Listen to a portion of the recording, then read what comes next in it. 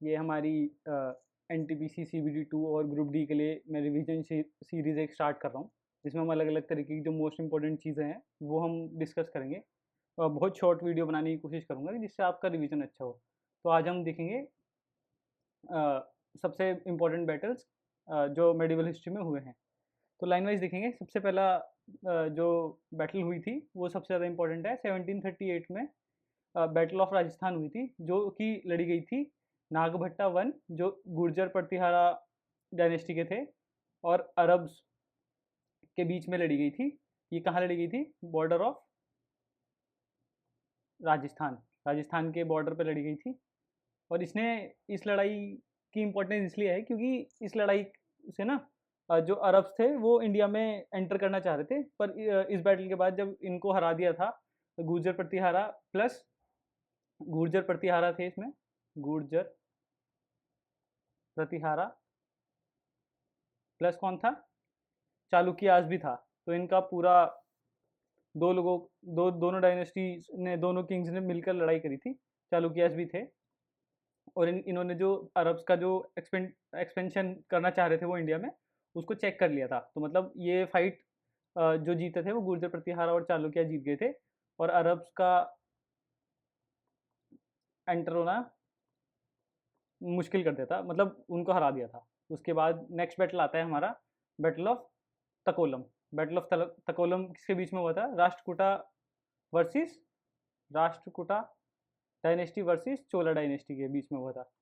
ये battle important क्यों है? क्योंकि इसमें क्या हुआ था, राष्ट्रकूटा डायनेस्टी के जो किंग थे ना, उन्होंने चोला को, चोला जो डायनेस्टी थी बहुत पावरफुल थी मेडिवल टाइम्स में, आपने पढ़ा होगा कि साउथ की सबसे वन ऑफ द बेस्ट, या मतलब सबसे ज़्यादा स्ट्रेंथ वाइज सबसे ज़्यादा पावरफुल डायनेस्टी थी चोला डायनेस्टी। तो उसको हरा दिया था बैटल ऑफ तकोलम में, और राष्ट्रकूटा का एम्पायर रामेश्वरम तक फैल गया था इस बैटल के बाद। ठीक है ना? तो ये वाली बैटल याद रखनी है, जो किसके बीच में होती है? राष्ट्रकूटा वर्सेस चोला। इसमें किंग्स के नाम यहाँ पे दे रखे हैं। कृष्णा 3 थे राष्ट्रकूटा की तरफ से, और प्रतंका द फर्स्ट थे किसकी तरफ से? चोला की तरफ से। इन दोनों के बीच में बैटल हुआ था, और इसमें जीता कौन था? तो राष्ट्रकूटा जीते थे, और यहाँ पर एक तरीके से ख़त्म कर दिया था चोला एम्पायर को। ठीक है, थोड़ा थोड़ा बचा हुआ था, फिर चोला एम्पायर वैसे जो पहले उनकी माइटी पावर थी वो ख़त्म कर दी थी। नेक्स्ट देखते हैं। हाँ, तो अब शुरू हो जाएगा दिल्ली सल्तनत का जो एक्सपेंशन हुआ वो वाली बैटल्स के लिए। तो सबसे इम्पोर्टेंट बैटल है बैटल ऑफ तरेन की, 1191 में हुई थी ये, है ना? तो पहली दो बैटल्स हुई थी, किस के बीच में हुई थी? पृथ्वीराज चौहान जो थे और मोहम्मद गोरी के बीच में हुआ था। तो पहली बैटल में तो जो जीते थे वो पृथ्वीराज चौहान जीते थे, और जो सेकंड बैटल ऑफ तरेन है वो भी पृथ्वीराज चौहान और मोहम्मद गोरी के बीच में हुई थी, और इसमें मोहम्मद गोरी जीत गए थे। तो ये दोनों बैटल किस लिए इंपॉर्टेंट है? क्योंकि जो सेकंड बैटल ऑफ पानीपत है ना, उसको हम ये भी बोलते हैं कि उसने दिल्ली सल्तनत का फाउंडेशन रख दिया था। क्योंकि इसके बाद क्या होता है, तब सेकंड बैटल ऑफ तरेन जीत गए थे, तो मोहम्मद गोरी ने ना अपना एक स्लेव था जिसका नाम था कुतुबुद्दीन ऐबक, उस वो यहाँ पे उसको छोड़ के चले गए थे। और यहाँ यहाँ से जाने के बाद उन्होंने, जो कुतुबुद्दीन ऐबक है उसने किसकी सल्तनत डायनेस्टी की प्लस स्लेव डायनेस्टी की शुरुआत की थी इंडिया में। और एक और इम्पोर्टेंट बैटल है 1194 में हुई थी, वो बैटल ऑफ चंदावर। ये किस किसके बीच में हुई थी? मोहम्मद गोरी और जयचंद थे कन्नौज के, पृथ्वीराज चौहान के रिलेटिव ही थे। इसमें भी मोहम्मद गोरी की विक्ट्री हो गई थी, है ना? और इसने क्या करा था? दिल्ली सल्तनत को और स्ट्रेंथन करने के लिए करा था इस वाली बैटल से। ठीक है, इसके बाद नेक्स्ट बैटल देखते हैं। हाँ, इसके बाद एक जो इंपॉर्टेंट बैटल आएगी, अब मुगल्स की इंपॉर्टेंट बैटल्स आएंगी। तो मुगल की सबसे इंपॉर्टेंट बैटल पहली कौन सी है? 1526 की first battle of Panipat. First battle of Panipat किस किस के बीच में हुई थी? तो ये बाबर वर्सेस इब्राहिम लोधी के बीच में हुई थी। ठीक है, इसमें क्या हुआ था, बाबर और इब्राहिम लोधी पानीपत के जो एरिया था वहाँ पे उनकी फाइट हुई, और वहाँ पे बाबर जीता था। ठीक है, और यहाँ से ये बैटल किस लिए सिग्निफिकेंट है? क्योंकि it started the Mughal empire. Mughal empire की नींव इस बैटल के बाद रख दी गई थी, है ना? Mughal empire, first Mughal emperor कौन था? बाबर था। ठीक है, उसके बाद इन्होंने, बाबर ने और लड़ाइयाँ लड़ी जो इंपॉर्टेंट है। 1957 में इन्होंने बैटल ऑफ खानवा लड़ी। बैटल ऑफ खानवा किसके किसके साथ थी, लड़ी थी इन्होंने? राणा सांगा, जो कि मेवाड़ के थे। बहुत तगड़ी लड़ाई हुई थी आपस में दोनों के बीच में। बहुत ज़्यादा है कि मेवाड़ बहुत ज़्यादा पावरफुल डायनेस्टी थी उस वक्त पे। ठीक है, पर इसमें आखिर में क्या हुआ था कि बाबर की जीत हुई थी और राजपूत का जो रेजिस्टेंस है उसको क्रश कर दिया गया था। इसके बाद एक बैटल जो मैं आपको अभी यहाँ पे लिखनी भूल गया, 1528 में बैटल ऑफ, क्या कौन सी हुई थी? Battle of Chander. Battle of Chander हुई थी। ठीक है, और उसके बाद जो अगली बैटल थी 1529 में battle of Ghaghra. Battle of Ghaghra किस किस के बीच में हुई थी? बाबर वर्सेस मोहम्मद लोधी, जो कि इब्राहिम लोधी के रिलेटिव ही थे। इब्राहिम लोधी के रिलेटिव ही थे, है ना? और इन चारों बैटल को लड़ने के बाद बाबर ने अपना जो एम्पायर था, वो मुगल एम्पायर जो था उसको बहुत अच्छी तरीके से स्ट्रेंथन कर लिया था। ठीक है, तो ये चार बैटल बाबर की इंपॉर्टेंट है, याद रखनी पड़ेगी। पहली है बैटल ऑफ पानीपत, फिर है बैटल ऑफ खानवा, फिर है चंदेरी, और उसके बाद है बैटल ऑफ घाघरा। तो ये आपको याद रखनी है, ये इंपॉर्टेंट बैटल्स है, पूछ लेता है। इनकी डेट भी याद रखना है, एक एक साल के बाद इन्होंने लड़ी थी। उसके बाद और इम्पोर्टेंट बैटल कौन सी है? 1556 में हुई थी सेकंड बैटल ऑफ पानीपत। ये किसके बीच में हुई थी? अकबर और जो उनका उनकी उससे रेन कर रहा था, उनका नाम था बैरन खान, वर्सेस हेमू। हेमू किसको लीड कर रहे थे? अफगान फोर्सेस को लीड कर रहे थे। ठीक है, अफगान फोर्सेस को लीड कर रहे थे हेमू, हेमचंद इनका पूरा नाम था।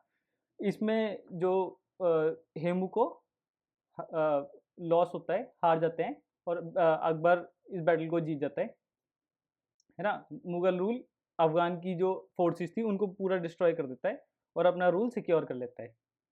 ठीक है, उसके बाद 1576 में हुई थी बैटल ऑफ हल्दी घाटी, जो कि अकबर की तरफ से लड़ रहे थे मान सिंह वर्सेस कौन? महाराणा प्रताप के साथ हुई थी। इसमें भी मुगल की विक्ट्री हुई थी, है ना? पर यहाँ पे महाराणा प्रताप की डेथ नहीं हुई थी। उन्होंने जो छुपकर, और जो उसको बोलते हैं ना गुरिल्ला रेजिस्टेंस, जो छुप छुप कर बीच बीच में वार करते रहते हैं, उन्होंने ये जारी रखा था।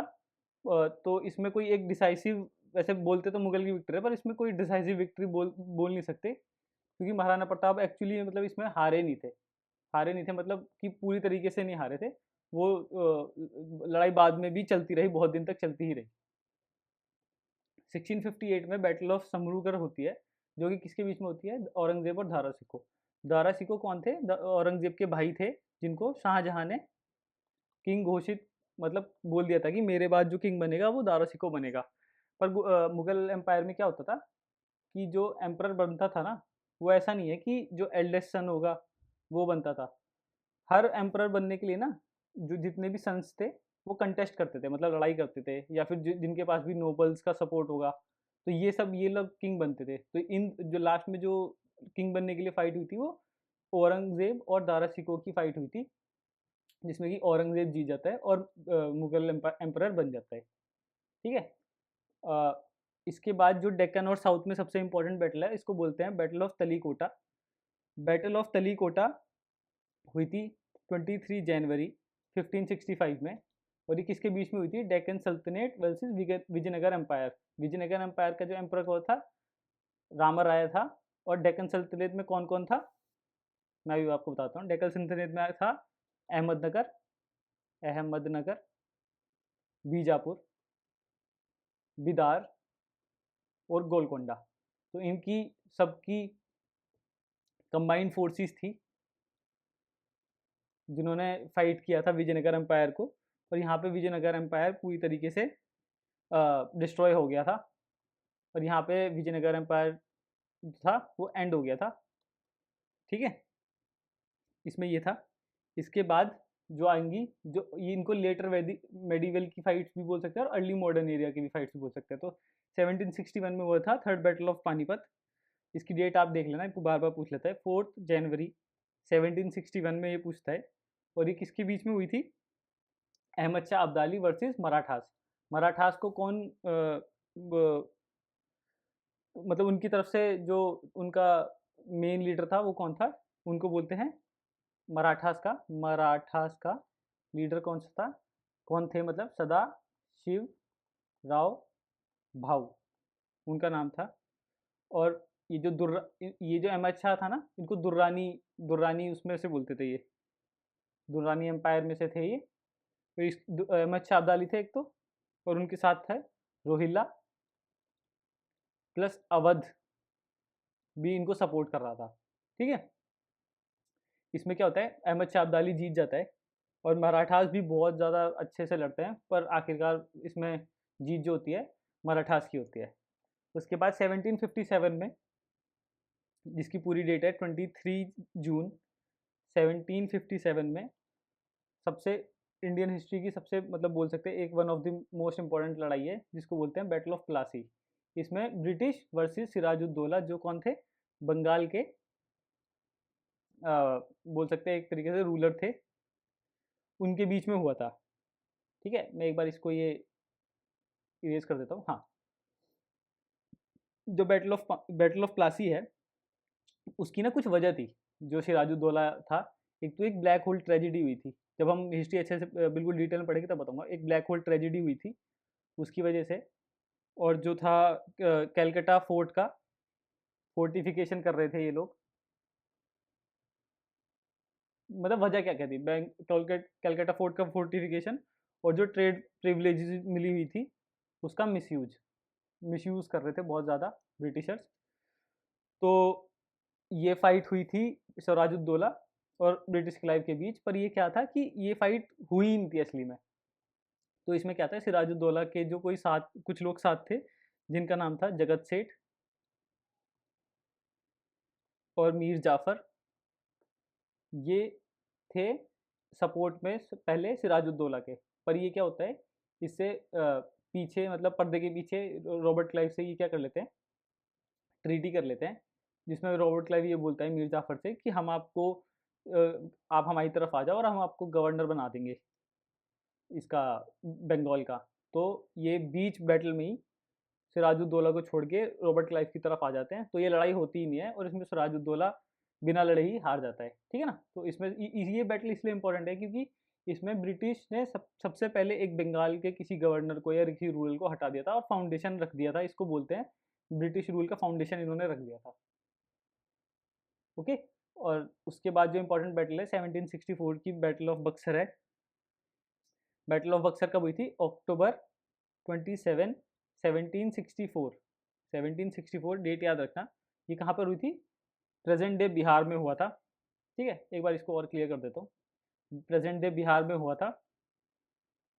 ब्रिटिश जो फोर्सेस थी उनको लीड कर रहे थे हेक्टर मुनरो, और जो मुगल फोर्सेस थी उसमें 3 लोग थे, जो थे मीर कासिम, जो कि रूलर थे बंगाल के, सिराजुद्दौला जो थे अवध के, और शाह आलम थे रूरल मुगल एम्परर जो थे। तो इन तीनों की कन्फेडरेसी थी और इन्होंने फाइट किया था ब्रिटिश के सामने। पर इसमें इसका रिजल्ट क्या हुआ कि ये तीनों मिलकर भी हटा नहीं पाए, हरा नहीं पाए उनको, ब्रिटिशर्स को, है ना। और ये वाली बैटल भी ये तीनों हार गए थे और ब्रिटिशर्स जीत गए थे। तो इस अब क्या हुआ था कि जो ब्रिटिशर्स थे ना, उन्होंने एक तरीके से मुगल को हरा दिया था। तो मुगल तो इंडिया के किंग थे, तो एक तरीके से वो इंडिया के ना बहुत बड़े, मतलब जब आपने किसी एम्परर को ही हरा दिया तो आप नए रूरल बन गए। तो इन्होंने ये एक तरीके से इंडिया का जो एम्परर था उसको हरा देते हैं, है ना। और इससे क्या होता है कि अब इनको पास जो ये ट्रीटी ऑफ इलाहाबाद साइन कराते हैं तीनों से एक साथ अलग अलग, वो पढ़ेंगे हमें। उसमें क्या होता है कि दीवानी राइट्स ऑफ बंगाल, बिहार और उड़ीसा और भी 100 तरह की चीज़ें, इनसे ये अपने अपने अपने फ़ायदे के लिए, अपने जो ट्रेड के फ़ायदे के लिए रख लेते हैं। ठीक है, तो ये सारी इंपॉर्टेंट बैटल्स थी।